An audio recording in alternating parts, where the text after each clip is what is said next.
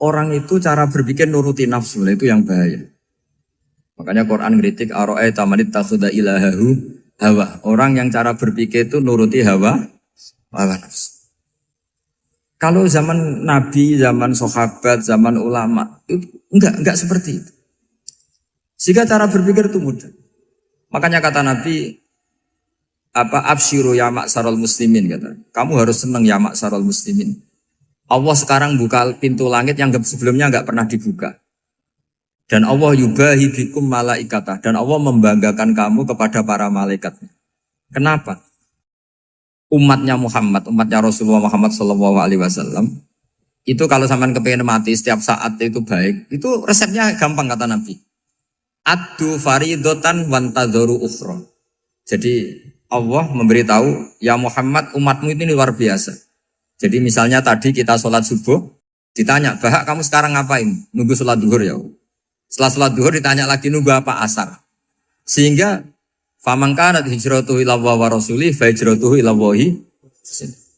Jadi kalau ya sudah ini tak ijazahkan. Kalau setelah sholat subuh nunggu apa? Duhur. Setelah duhur nunggu. Sehingga ketika kita mati itu statusnya penunggu sholat. Tapi kamu kan enggak miskin. Kenapa? Penunggu kaya. Ya itu enggak masuk surga itu. Penunggu kemapanan. Berarti kan menunggu sesuatu yang seleranya nafsu. Beda kalau penunggu sholat.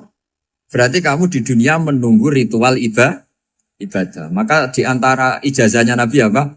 Addu faridotan wantadzoru ukhra. Melakukan satu fardu. Kemudian kita menunggu tugas berikutnya. Jadi niati saja setelah subuh nunggu apa? Duhur. Setelah duhur, meskipun kita di perapatan, apa? Nunggu asar ya. Tapi ya asar betul, jangan nunggu tok pas asar ndak. Jadi sebetulnya umat ini gampang sekali. Jadi di antara kebanggaan Allah, yubahi itu Allah bangga dengan malaikatnya adalah umat ini adalah addu faridotan wantadzoru ukhra, melakukan satu fardu kemudian menunggu fardu yang lain. Dari mengkhidmati kampus, ingin mengkhidmati masyarakat, dari satu masyarakat lokal Semarang menjadi sampai sekarang sampai Banjarmasin, Unisula mau bikin kampus di sana terus gitu. Dari satu tugas ke tugas yang lain. Makanya Islam diajarkan setelah satu tugas selesai, faida faruhtafan sok. Jadi sehingga hidup kita itu dinamis. Dari satu kebaikan menunggu kebaikan lain, dari satu kebaikan menunggu. Sehingga hidup kita ngapain? Nunggu satu kebaikan. Ini sudah masuk faman kanat hijratuhu ila Allah wa rasulih, fa hijratuhu ila Allah wa rasulih. Sehingga bayangkan kalau kita direkam Allah. Gusti kula ampun mati nak dereng sugih. Wis melarat puluhan tahun, sakit, nunggu sesuatu sing sifatnya nafsu, kepengin sugih. Sugih tok aja cukup. Tahu buruh wong sing tahu ngenyek ndekne lho, itu kan urung-urung wis dendam. Saya belum mau mati sebelum kaya dan buruhkan orang yang pernah melecehkan saya. Wis ngono akhirnya mati urung sugih. Berarti wis fakir matine hasud. Mau itu ngenes dunia akhirat kan kira-kira seperti itu. Kamu santai aja kalau fakir berarti meringankan hisab karena ada banyak harta. Yang mau dihisab papanya enggak punya apa-apa. Jadi saya mohon sekali ya, Islam itu mengawal kebahagiaan. Sebab itu sampai bahagia itu menjadi perintah Islam, qul bi fadlillah wa bi rahmati fa bidzalika falyafrahu. Karena dengan bahagia bi taat diharapkan orang Islam itu tidak bahagia atau cari kesenangan lewat jalur maksiat. Sehingga ciri utama wali apa? Ala inna awliya Allahi la khaufun alaihim wa lahum yahzanun. Sehingga ulama dulu itu rileks-rileksnya. Termasuk yang saya ceritakan tadi, Imam Ahmad, Imam Syafi'i. Itu melihat apa saja rileks. Ya tadi kalau disenangi orang ya barokah, punya kawan kebaikan. Nak dineng ya barokah dineng di gedingi tonggo rada utang, ngeranjuk tulung gitu. Jadi rileks saja. Masyhur itu Imam Syafi'i ngendikan waman asaa ilaika faqat atlakoka. Orang yang berbuat buruk sama kamu hakikatnya adalah membebaskan kamu. Atlako itu apa? Membebaskan. Enak gak jadi hidup gitu? Kalau kamu kan enggak, kok gedeng aku salahku apa? Malah kamu ujub tuh, orang kok gak tahu salahnya. Kamu jadi suami, istrinya ngomel, kurang apa saya sebagai suami? Ya kurang banyak, ndak ganteng, ndak kaya, ndak ini. Malah kalau diterangkan malah parah toh.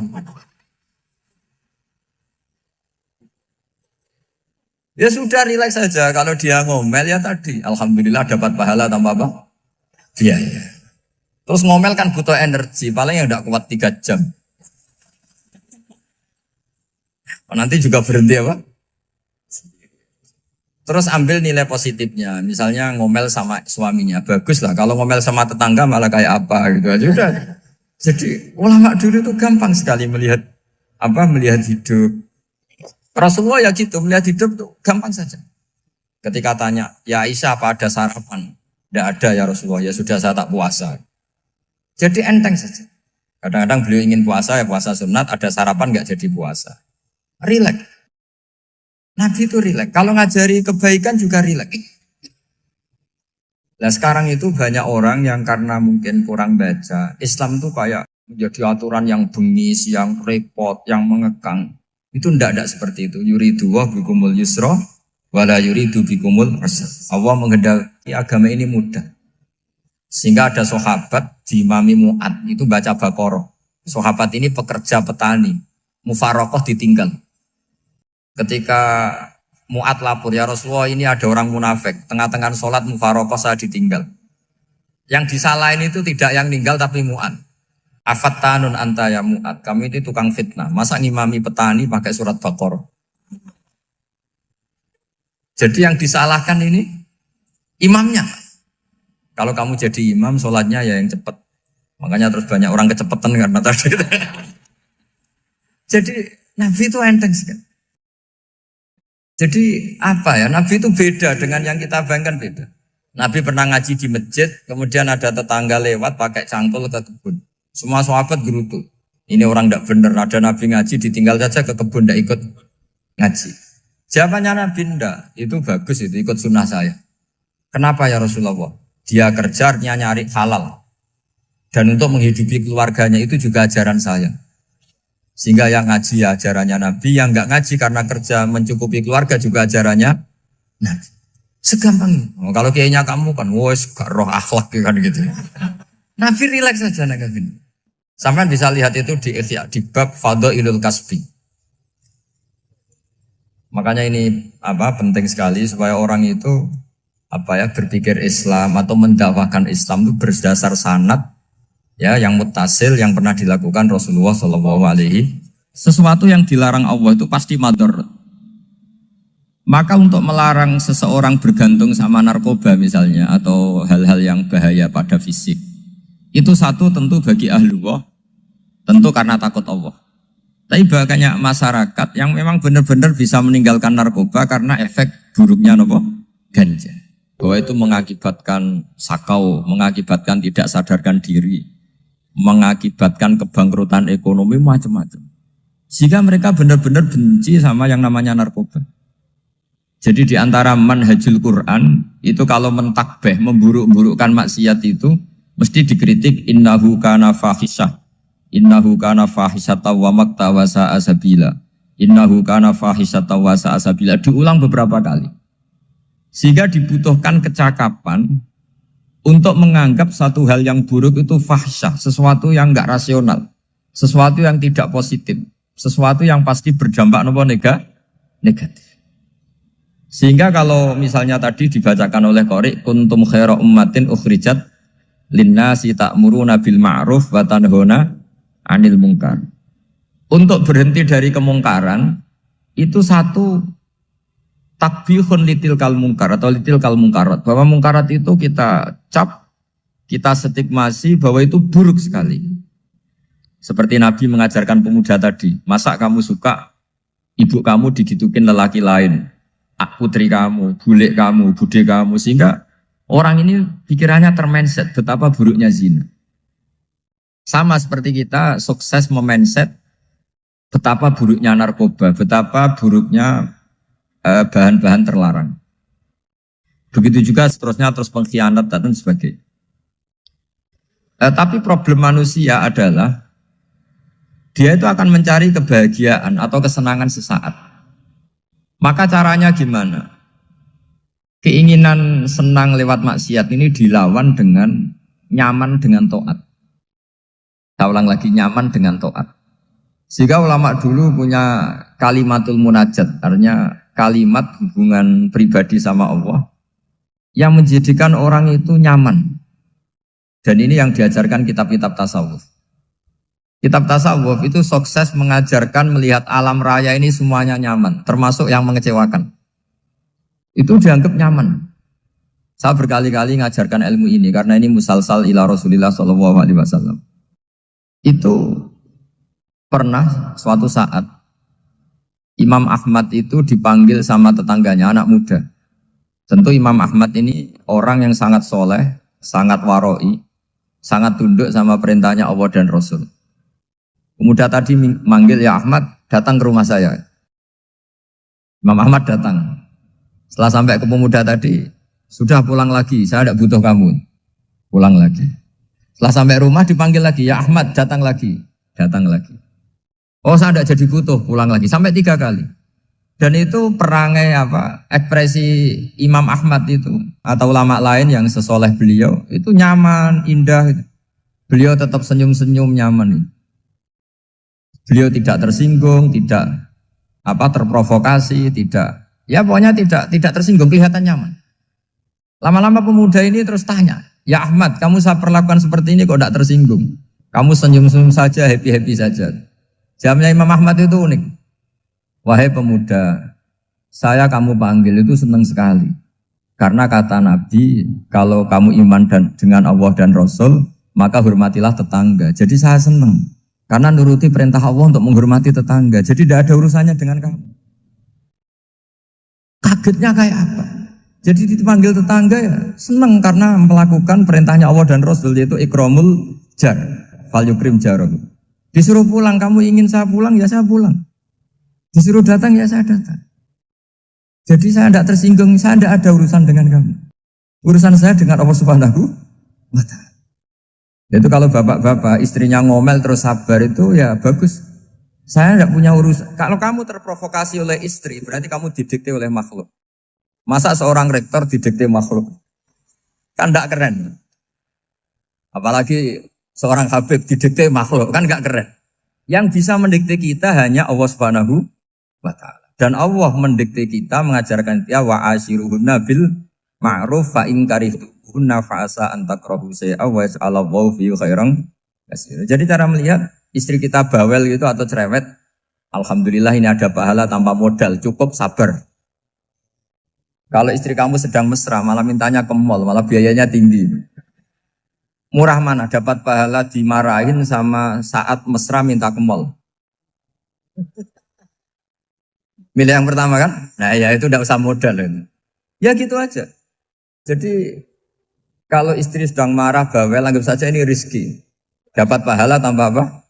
Biaya. Nah kalau pas rukun malah nantang ke mall, biayanya malah tinggi. Jadi ulama dulu itu melihat dunia itu happy.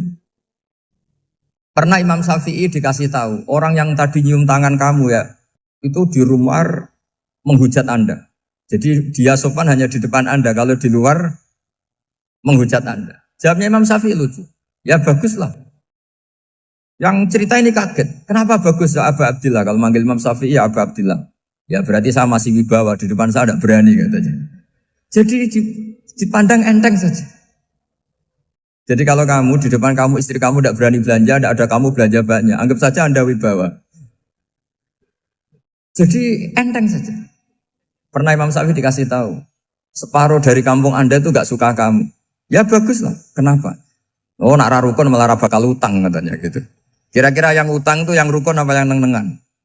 Yang rukun. Jadi enteng saja. Masyhur itu makalahnya Imam Syafi'i. Waman asa'a ilaika faqad atlaqaka. Orang yang berbuat buruk sama kamu berarti membebaskan kamu. Kalau saya sedang nenengan sama Habib Hasan Toha Putra, beliau naik Alphard gak nawarin saya sah karena baru nenengan. Tapi kalau sedang rukun malah harus repot mana? Rukun sama ndak rukun? Repot rukun sebetulnya. Jadi Imam Syafi'i itu happy saja. Kalau sedang rukun sama tetangga ya dianggap rukun itu satu kenikmatan. Sedang tidak rukun ya dianggap satu kenikmatan. Jadi orang dulu itu serilek itu melihat dunia. Kalau kita kan enggak, ego. Wah saya ini suami kok dimarahin istri. Wah ini egonya bangkit. Padahal egonya bangkit itu ada kebodohan di situ. Yaitu seorang rektor didikte seorang istri, seorang makhluk.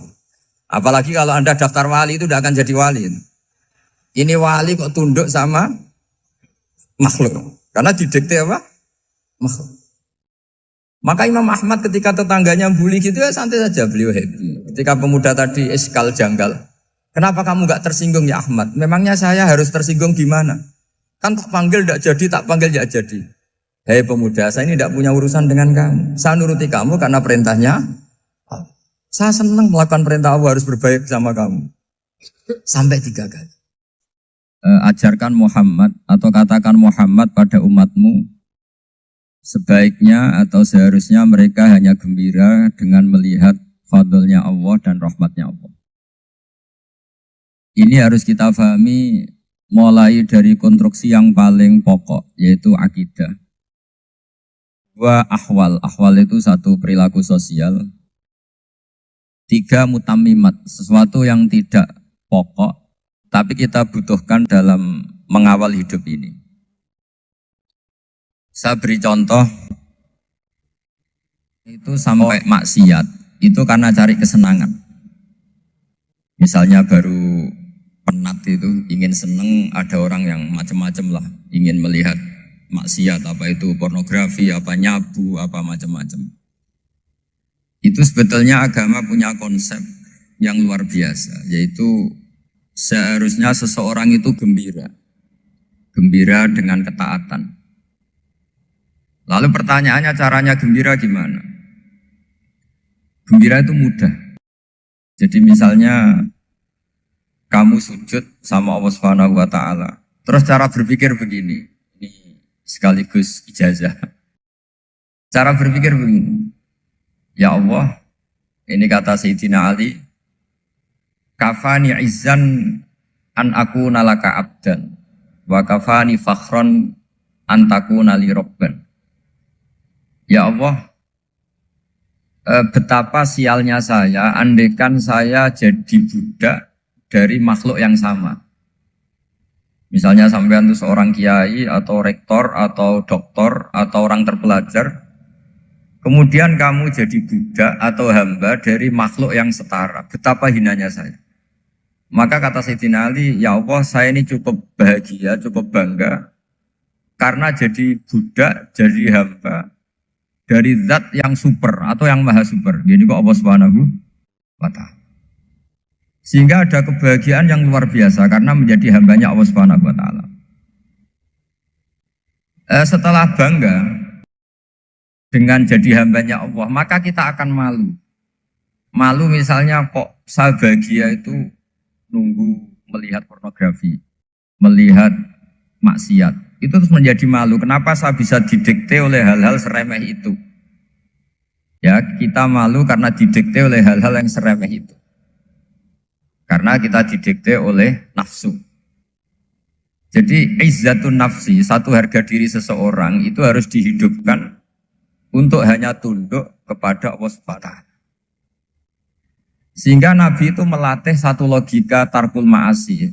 Nabi itu dulu ketika ada seorang pemuda yang ya karena mungkin pemuda ya, dia itu mau masuk Islam, tapi uniknya kata pemuda tadi, saya masuk Islam tapi asal dibolehkan bebas zina.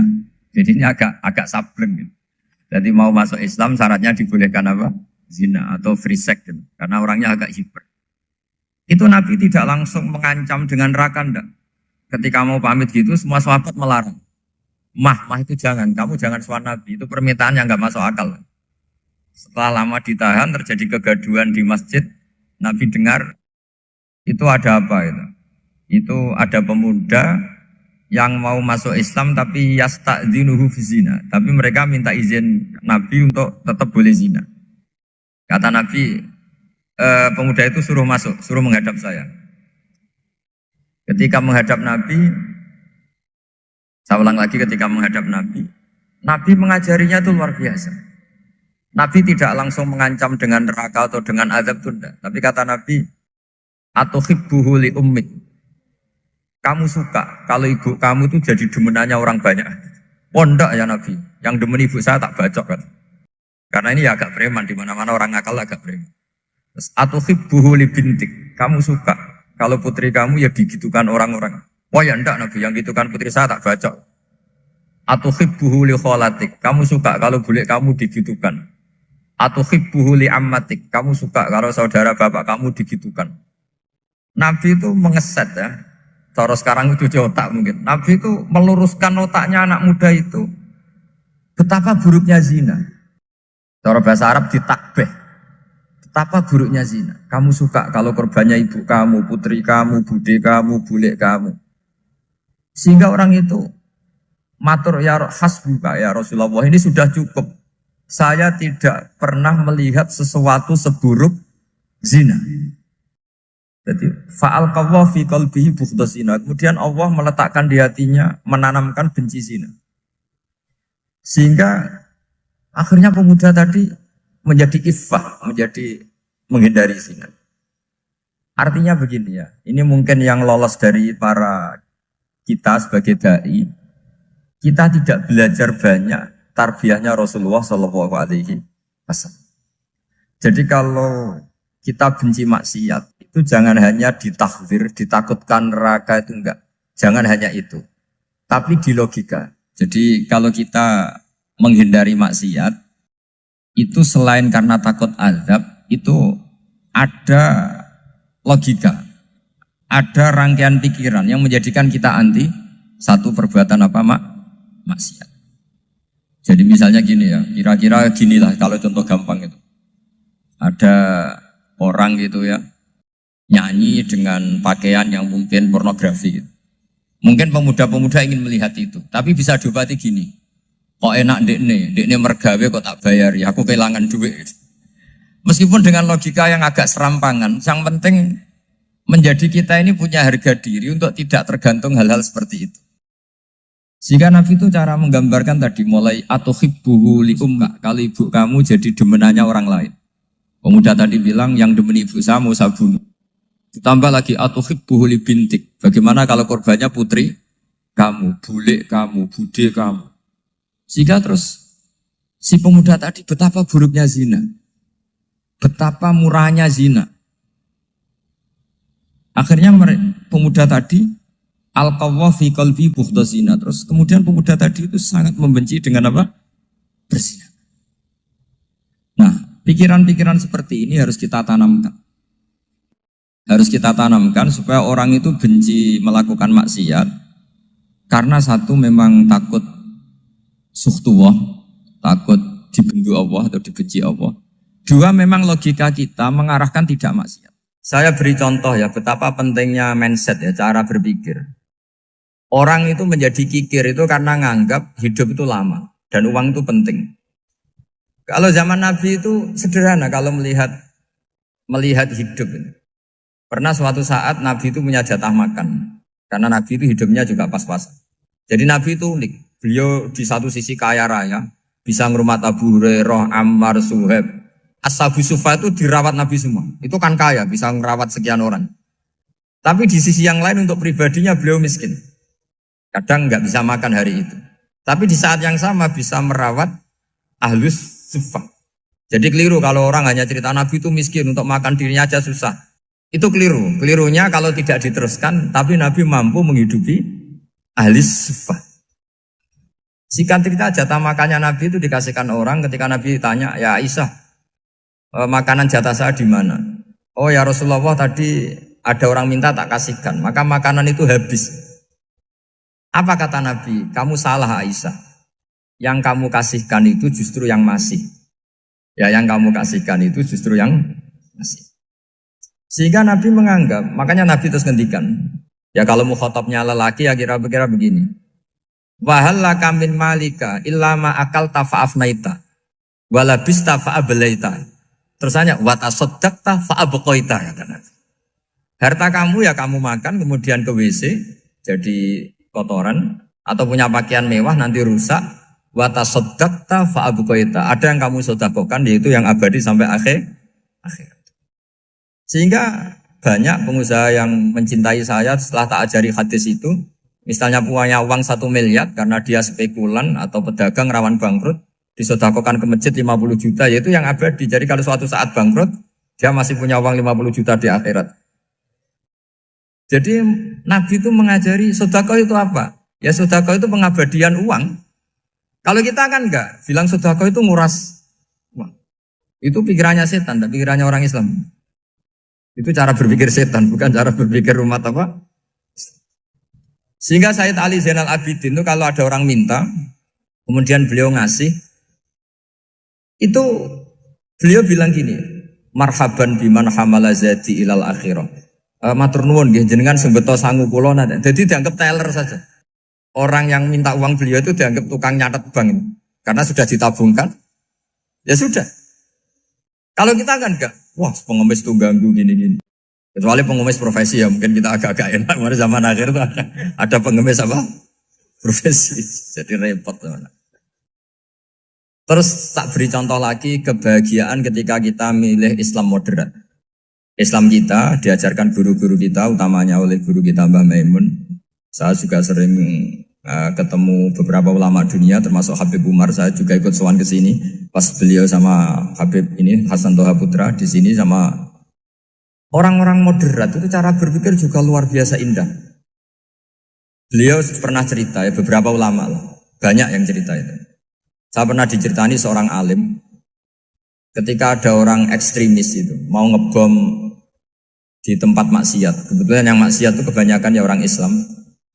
Karena di negara yang mayoritas Islam. Ditanya sama Syekh Sa'rawi. Syekh Sa'rawi itu mufassir top di mana?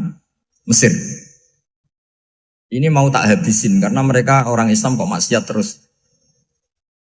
Terus ditanya sama Imam Sa'rawi. Laumatu ala khini ma'asihim aina masiruhum. Kalau mereka mati dalam keadaan maksiat, mereka kemana? Ya ilan nar, mereka pasti masuk neraka. Terus ditanya sama Imam Sa'rawi. Wahal masiruhum ilan nar muradun nabi amla.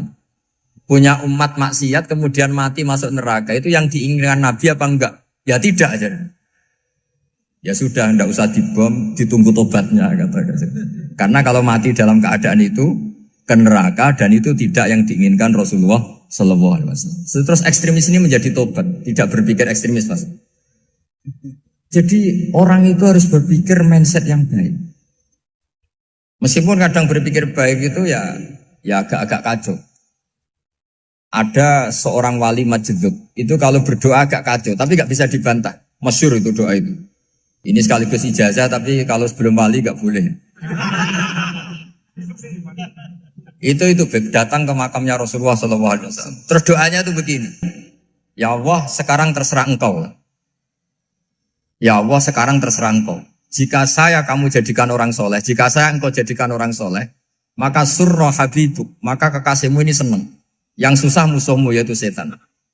Tapi kalau engkau menjadikan saya orang fasik, maka yang susah kekasihmu, yang senang musuhmu. Jadi kan punya dua pilihan itu. Wah itu kan doa tapi kayak teror itu. Ya jadi berdoa di Raudhah. Wah itu mesti mandi itu karena agak-agak maksa Tuhan itu. Ya Allah, engkau punya dua pilihan. Jika saya jadi orang soleh, maka kekasihmu ini senang. Musuhmu yang susah, yaitu setan. Tapi jika saya jadi orang fasik, maka musuhmu yang senang, kekasihmu yang susah. Mohon terserah jenengan, mau menyenangkan kekasihmu, apa menyenangkan musuhmu? Gitu. Kira-kira gimana? Kalau tertarik boleh doa itu dipraktekkan. Tapi kayaknya kalau copy paste itu gak keren, apa? Jadi dulu orang itu muamalah sama Allah dan Rasul itu rileks. Rileks itu nyaman karena ya tadi kul bi fadlillah wa bi rahmati fa bidzalika falyafrah. Sehingga Imam Izzuddin bin Abdissalam itu ngendikan innalladzina yarmunal muhsanatil ghafilat. Di antara kebaikannya ibu-ibu atau mbak-mbak ini harus berstatus ghafilat. Perempuan-perempuan pelupa. Ghafilat itu pelupa. Pelupa dari kenikmatan maksiat sehingga mereka dengan taat. Misalnya ada ibu-ibu atau mbak-mbak atau juga bapak-bapak tahajud, kemudian nyaman dengan tahajud itu. Kira-kira terbersit enggak ingin maksiat? Enggak kan, karena sudah nyaman dengan tahajud, dengan taat. Maka dibutuhkan kenyamanan dalam beribadah. Sebab itu ala bidzikrillahi tatmainnul qulub. Makanya saya termasuk kiai yang setiap ngaji itu happy, seneng. Karena ini untuk kampanye, seneng dengan ngaji, dengan taat itu sudah luar biasa. Kayak apa kalau mereka senengnya kalau nunggu melakukan maksiat. Jadi termasuk bentuk perlawanan kita terhadap maksiat adalah usahakan kamu tuh bahagia, seneng dengan taat. Istiqnas billah, mu'anasah billah, farah billah, itmi'nan tumaknina billah. Sehingga ini mencukupkan kita tidak berkebutuhan maksiat. Meskipun kita ya manusia, pasti suatu saat atau sudah pernah maksiat. Serasa diceritakan lah, itu mesti gitu. Lah orang-orang dulu itu orang yang sukses mengelola bahagia ma'allah wa billah walillah. Jika wali-wali dulu itu jadi wali itu tidak mesti karena ibadahnya banyak, itu enggak. Mereka orang yang ibadahnya itu biasa.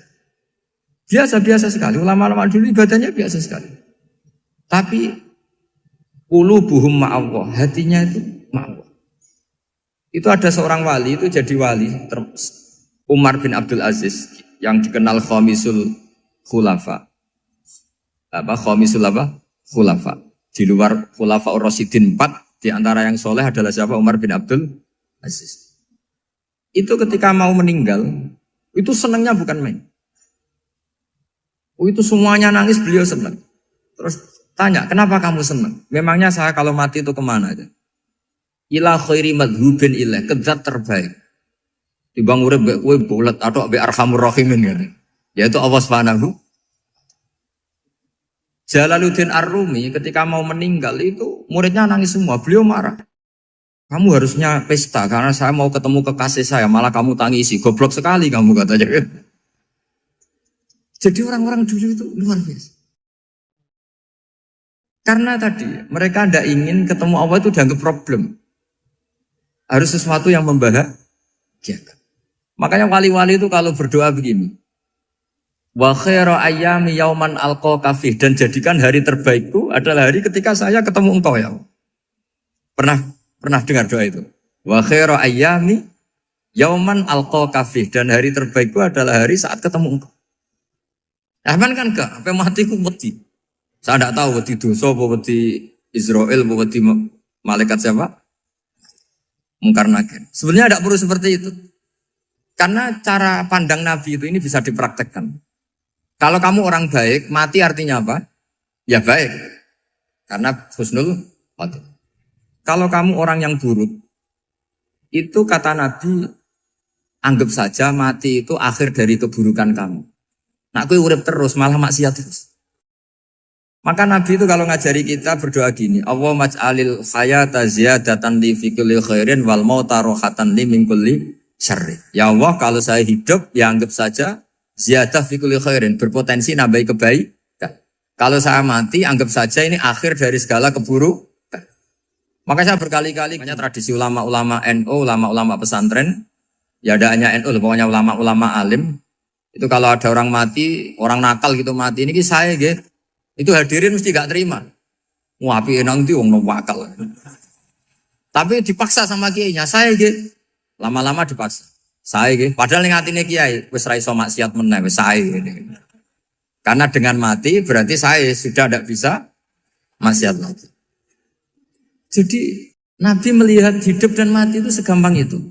Kalau al-hayata ziyadatan li fi kulli khairin wal mauta rohatan li min kulli syarr. Coba kita ke depan itu kan ada potensi zina, potensi korupsi, potensi maksiat. Yang bisa menghentikan potensi itu apa coba? Mati ya, udah pintar ya. Sudah maju berarti. Berani mati? Berani. Tapi jangan di sini ngel-ngelo panitia. Artinya yang selama ini kita risau dengan kematian, dengan apa? Nabi ngajari kita tadi. Allahumma maj'alil hayata ziyadatan li fi kulli khairin wal mauta rohatan li min kulli syarr. Ya Allah, jadikan hidup ini sebagai bekal menambah kebaikan, dan suatu saat kalau saya mati, semoga itu akhir dari segala keburukan. Jadi artinya Nabi itu ngajari kita itu positif terus. Sama seperti ulamanya tadi. Nak lagi rukun mbek tonggo ya sanggep ae kanca keapian. Nak nenengan ben ra utang ngoten. Dadi pokoknya penak terus itu. Nak bojo lagi ngamuk alhamdulillah gak ngajak blonjo. Nak pas rukun ya alhamdulillah kok lagi rukun. Jadi gampang semua. Makanya ada seorang alim itu ngendikan begini, ada yang tanya. Saya tuh dulu ketika kaya, teman saya sering main ke saya. Setelah saya miskin gak ada teman-teman yang ke saya. Dikira si Habib ini kebetulan orangnya Habib itu mendukung keluhan dia. Ternyata enggak. Si orang alim itu bilang gini, malah bagus toh gitu. Kowe wis melarat buruhe wong. Ya sudah kamu miskin buruhnya orang lain. Misalnya tukang manol di pasar atau tukang becak. Kemudian teman-teman kamu datang, malah kamu malu tuh jadi tontonan. Bagus kalau mereka lupa, pas kamu miskin enggak ada yang lihat katanya. Jadi apa ya, dianggap enteng saja gitu.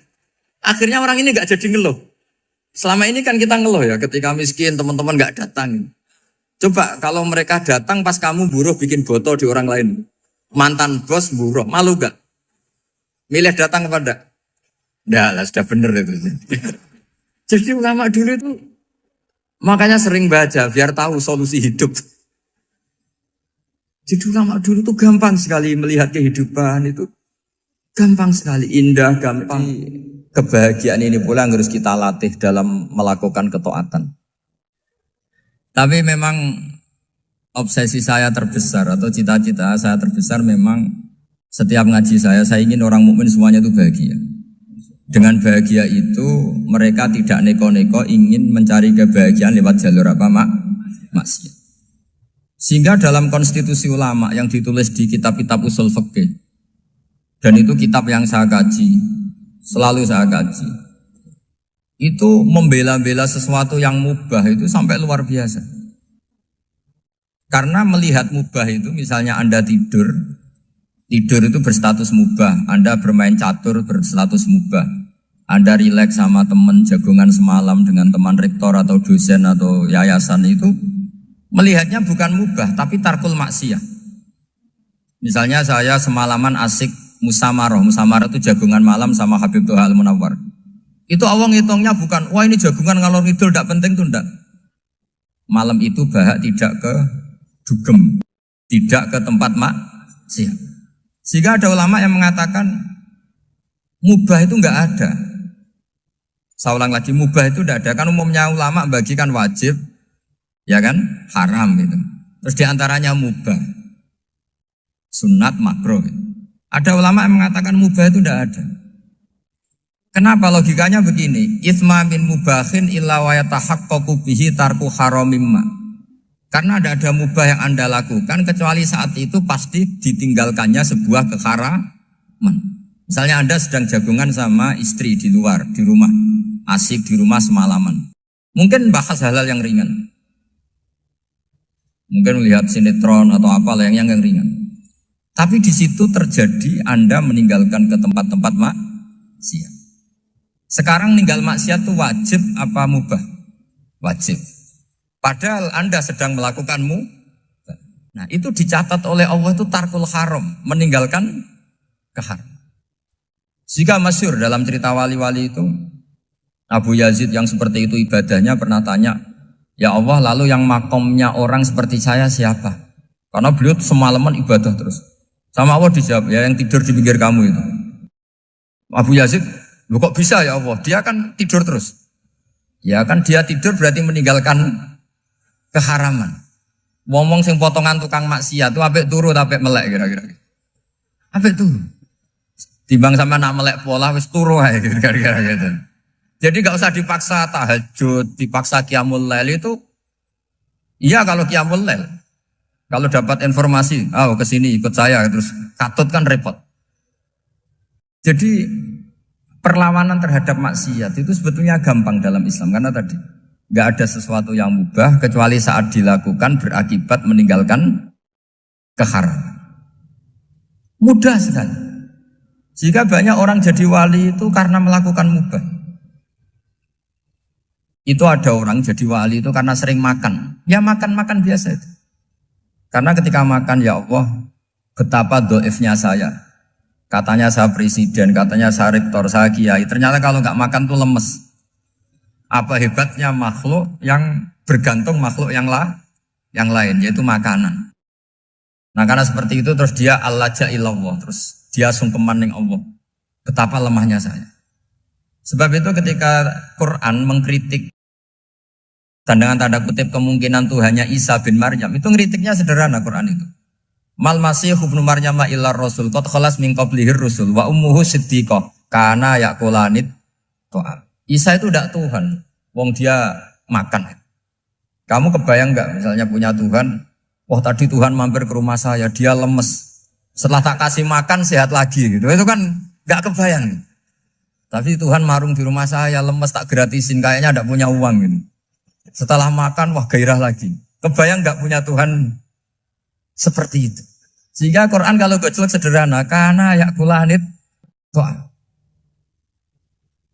Sehingga wali-wali itu kalau makan itu sadar lemahnya dirinya, betapa dirinya tergantung makanan. Sesuatu yang tergantung itu artinya tidak hebat, tidak Tuhan. Jadi untuk menjadi wali, untuk menjadi dapat ridhonya Allah itu sebenarnya sederhana. Termasuk ada cara jadi wali yang agak kacau, tapi ini ya benar, asal niatnya benar. Misalnya Unisula besar, ya kurang besar lagi. Kita sudah punya uang, kurang banyak uang lagi. Itu Nabi Ayub, itu kan seorang nabi. Pernah diuji, oh ini ada di Sahih Bukhari. Nanti kamu tanya, hadisnya Sahih enggak? Ini ada di Sahih Bukhari. Kadang orang kota itu aneh. Enggak ahli hadis tapi tanya, Sahih enggak? Padahal andekan dibodohi Sahih, ya ngandel saja. Jadi kadang ya aneh. Oh enggak tahu kok tanya. Itu Nabi Ayub itu sudah kaya, pas itu sudah kaya. Bukan cerita yang masih miskin, memang sudah kaya. Beliau di kamar dihinggapin satu belalang dari emas. Setelah belalang itu dikejar, ternyata yang jenis itu banyak, semuanya dari emas. Ngambil sana sini, ini yang kesak ini dipenuhin, saku ini dipenuhin, sampai banyak. Sama Allah digojlok. Kamu itu Nabi saya, kenapa kamu mengumpulkan harta sebanyak itu? Kamu itu Nabi saya kok rakus? Jawabannya, ya Allah, siapa yang bisa kenyang dari rahmatmu? Ya, jadi kalau kamu punya uang 1 miliar, kok ingin 1 miliar 100, ingin 1 miliar 200, itu cara ngitung bukan uang. Ya Allah, siapa yang bisa kenyang dari rahmatmu? Karena rahmat Allah tidak terbatas, sudah Gusti tenang saja. Meskipun saya gini, rahmat Anda tidak akan habis. Sehingga waroi ada ilmunya, tomak juga ada ilmunya. Termasuk ragus itu juga ada ilmunya. Misalnya begini, ini contoh rakus yang ada ilmunya begini. Ini saya beri contoh. Mungkin yang boleh niru orang-orang soleh, kalau nggak soleh jangan. Imam Syafi'i ini cerita nyata. Imam Syafi'i itu dulu ketika ngaji masih muda itu nggak suka sama guru yang kaya. Kebetulan dia punya guru miskin terus. Namanya Sufyan As-Tsauri, itu miskinnya Masya Allah. Sufyan bin Uyainah juga miskin. Jadi dia miskin, punya guru miskin terus. Sehingga idolanya ya sama guru-guru yang miskin. Suatu saat guru-guru ini menyarankan dia ngaji Imam Malik. Imam Malik itu kaya raya. Itu babutnya Imam Malik kalau diinjek itu mata kakinya tidak kelihatan saking halusnya. Kalah Indonesia kalah. Imam Malik tuh gaya. Kalau ngaji di kursi tinggi terus pakai bukhur itu, pakai jubah Arab yang mahal. Pokoknya mewah kali Imam Malik. Terus dia mulai ini kiai kok kaya. Kemudian setelah beliau alim tanya, saya harus ngaji siapa setelah ilmu jenengan habis kira-kira gitu. Kata Imam Malik, sudah kamu tidak usah perlu ngaji saya, kamu sudah alim alama. Terus Imam Malik datang ke Baki. Zaman itu Baki itu semacam kayak rentalan ya, semacam Grab lah kalau dulu. Mana kafilah yang mau ke Irak? Ya sudah terus. Oh kita mau ke Irak. Ini antar ke Muhammad bin Hasan As-Syaibani. Itu dibiayai sama Imam Malik. Grabnya ya dibayarin, itu kafilahnya itu ya dibayarin. Imam Syafi'i disangoni surrotan min dhahabin. Jadi satu kepes uang dikasihkan. Itu pernah tak hitung semurah-murahnya itu sekitar 60 juta. Imam Syafi'i mulai mikir, kiai yang saya kritik lomo, sing kiai miskin tak puji, gak pernah ngamal kan, tentu orang miskin. Setelah datang ke Muhammad bin Hasan As-Syaibani, beliau itu pakar usul fikih, muridnya Abu Hanifah. Beliau al-usuli, pakar usul fikih. Itu Muhammad bin Hasan As-Syaibani itu kalau ngitung emas, itu di ruang tamu. Uangnya miliaran, emasnya banyak. Dari kota ini dipindah ke kota ini. Emas kalau ngitung di ruang tamu. Bukan di kamar, di ruang tamu. Imam Syafi'i tambah kaget. Imam Malik kayak gitu sudah soal malah ini kaya raya. Setelah Imam Syafi'i kelihatan kaget, digojlok sama Muhammad bin Hasan Asyibani karena beliau senior. Ata'jabu min hadza, kamu aneh melihat ini? Iya. Kenapa? Ulama kok kaya raya. Terus kata Muhammad bin Hasan, ya sudah, uang ini tak kasihkan orang-orang fasik, binti gue demenan, gue nyabu, macam-macam. Oh jangan, nanti dipakai maksiat. Pun jenengan mawon sing suka. Semenjak itu Imam Syafi'i rubah mindset. Jadi kalau kampus ini ingin akreditasi A, ingin mulia, ingin apa, kamu ridho kalau yang punya prestasi seperti itu adalah orang-orang fasik. Ridho enggak? Enggak kan? Maka didoakan ini. Nah itu namanya berpikir secara usuli. Kamu jangan hanya nuruti karena berpikir waroi terus kamu benci kekayaan. Bukan, tidak bisa seperti itu. Karena pangkat dan kekayaan ketika dikelola secara kesolehan maka akan menjadi energi positif yang luar biasa. Semenjak itu Muhammad bin Hasan Asyibani berhasil mendidik Imam Syafi'i. Sampai akhirnya keterusan Imam Syafi'i berpendapat kalau orang Islam bisa bikin rumah tingkat kok punya rumah reok, itu haram. Akhirnya keterusan. Kalau bisa jadi bupati, kok jadi ketua RT juga haram. Karena al-Islam ya'lu wala yu'la alaih. Islam itu luhur, bukan bisa diluhurin. Sehingga rata-rata orang Syafi'iyah, termasuk kiai-kiai Indonesia, itu rata-rata ya agak-agak politikus. Ya agak-agak kedonyan, mungkin sebagian kedonyan tenan gitu. Karena gak ridho gitu loh. Kalau kesempatan itu dikuasai orang fasik, kemudian menjadi kekuatan maksi. Coba kalau bupati itu orang yang fasik, kemudian programnya supaya rakyat seneng semalaman dangdutan yang purno misalnya, supaya rakyat seneng dibolehkan dugem, dibolehkan judi. Tapi kalau yang jabat orang soleh, kan ada beberapa perda yang menolak penyakit apa? Masyarakat. Jadi kamu jangan melihat bahwa kepangkatan ini hanya sebagai alat korupsi, alat otoriter, enggak. Asal kena orang soleh, maka ini menjadi energi kesolehan atau energi positif. Sebab itu ketika Allah muji para nabi yang soleh, diantaranya disifati apa? Faqad ataina ala Ibrahim al-kitab wal hikmata, terusannya wa atainahum mulkan azim. Dan Nabi Ibrahim dan keluarganya tak kasih kerajaan yang besar. Nah sekarang masih banyak orang yang cara pandang ngapain bikin Unisula yang megah, ngapain berambisi punya akreditasi A dan sebagainya. Menyoal seperti itu salah secara usul fikih. Karena secara usul fikih kesempatan yang baik tentu harus diperjuangkan oleh orang-orang yang soleh. Karena ini supaya jadi otoritas yang positif. Itu dulu ada latihannya. Jadi orang dulu itu gampang sekali ketika milih miskin ditanya, kenapa miskin? Saya ingin hisab saya ringan. Tapi ketika mereka kaya, yang soleh, supaya harta ini tidak dipakai orang yang nanti dipakai maksiat. Kita misalnya orang soleh mau pangkat, karena kita ada ridho, kepangkatan itu dipegang orang maksiat, kemudian menjadi energi maksiat. Begitu juga seterusnya. Maka ulama dulu itu rileks. Sampai Nawawi Al-Bantani itu nanti bisa dicek di tafsir. Qul hal yastawil ladzina ya'lamuna wal ladzina la ya'lamun. Beliau muji-muji ulama. Kemudian ada seorang yang agak hasut mungkin. Tanya begini. Hebatnya ulama itu begini-begini. Terus ditanya, tapi kenapa kita sering melihat ulama ngantri proposal di rumahnya bupati kan? Sementara bupati enggak pernah datang ke ulama ngaji ihya. Jawabannya Imam Nawawi itu unik. Ya karena ulama itu tahu gunanya uang, sehingga nyari uang untuk pondok, untuk masjid. Sementara bupatinya tidak tahu gunanya ilmu, maka tidak pernah ngaji. Jadi ya ringan saja. Jadi ya sudah seperti itu. Jadi kalau ada ulama kedonyan, anggap saja karena tahu gunanya uang. Jadi kenapa ulama ngantri di kabupaten, bukan bupati ngantri di ulama? Jawabannya karena ulama tahu gunanya uang, sementara bupatinya nggak tahu gunanya ilmu. Kira-kira gitulah. Ada ustadz tidak ganteng, kesensem rondo cantik, karena tahu gunanya ustadz itu. Artinya tahu gunanya kalau saya nikah nanti punya anak jadi gus, karena dia kiai gitu.